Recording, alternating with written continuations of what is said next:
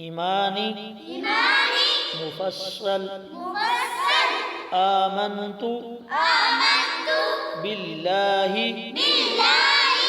وملائكته وكتبه ورسله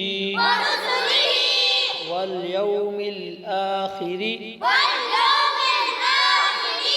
والقدر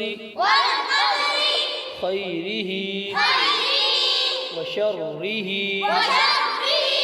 من الله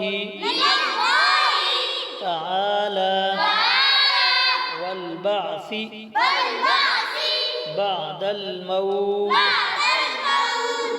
إيماني مجمل آمنت بالله كما هو بأسمائه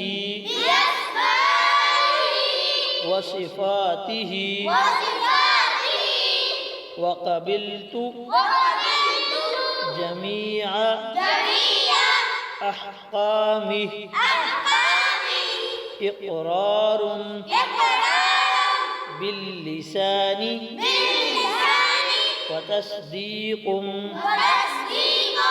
بالقلب.